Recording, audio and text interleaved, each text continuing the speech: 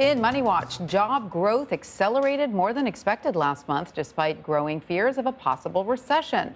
The good news comes as the U.S. grapples with near record levels of inflation, a struggling stock market, and declining consumer sentiment.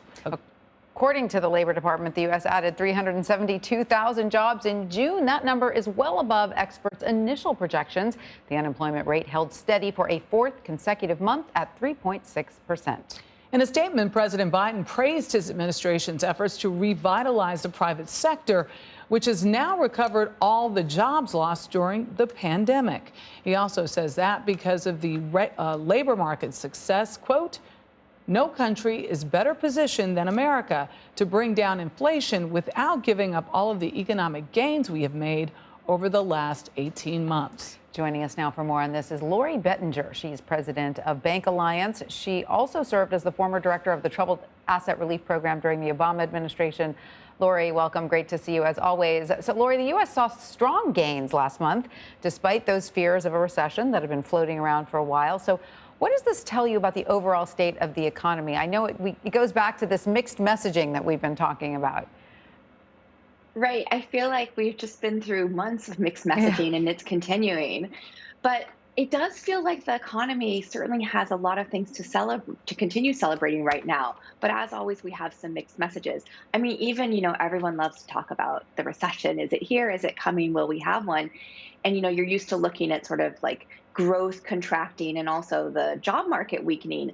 And then you look at what's going on with our job market and the numbers today that came in above expectations and by a pretty good amount. And you have to say to yourself, well, the job market feels really healthy. It feels healthy in different sectors. And, this doesn't feel like any sort of recession warning sign that we've seen before. So it does feel like another good report. I mean, clearly, you always have inflation lurking behind you, and that's such a huge story. But, I think it's okay to celebrate these wins, and particularly when it has to do with the job market, which affects us all so closely. Yes. Well, average hourly wage increases slowed last month despite the highest level of inflation in 4 decades. So what impact does that have on the American consumer, and how might it impact inflation rates moving forward? Right, that's a great question. And you hit on it. How does it affect the American consumer? Well, I mean, if you're an employee and you're not seeing your salary rise as quickly as your cost at the grocery store, the gas station, or anywhere else, then for you it might be frustrating. And maybe it's one of these things that makes you look at the job market and say, hey, there's a lot of job openings out there, over 11 million. Maybe this is a good time for me to look for a new job that either pays more or has a signing bonus, that helps me keep up with my cost of living.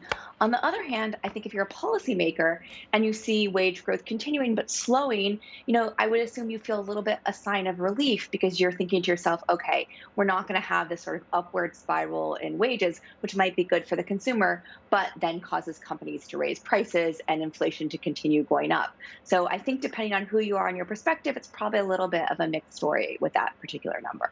And Lori, the number of people employed part-time for economic reasons also declined last month. It's so interesting to sort of compare the part-time employment market to the full-time one. And that is now officially below pre-pandemic levels. So how significant a feat is that? And what does it mean for those looking for full-time employment?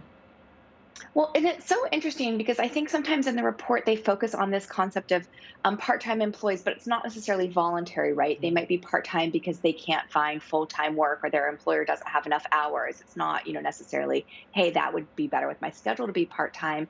And to me, it makes sense that that's come down so much. And is even, compared to like February 2020 before the pandemic, because if you're someone who's part-time, not by choice, I would think right now you have much more power. So let's say, someone offers you a part-time job, but you prefer a full-time employment. You have the ability to say, hey, I need a full-time job. Either you offer it to me or someone else will. Or, if you're an employer sitting there who's preferred to hire part-time people, but you're not getting any traction, but if you change those jobs into full-time, you're going to get applicants. I think you're going to do that rather than have, no new employees. So it makes sense when you think about it, in the context of employees just having a lot more power and mobility right now. Wow, a mixed message, a mixed bag, but overall, sounds like you're saying we're in a better place than we possibly could be. Yeah, and then we may have thought. Yeah, right, exactly. Lori Let's end on a Bettinger. good note. Right, and hey, we've gotten over the hump of the pandemic. So, Lori Bettinger, thank you so much. Thanks for having me.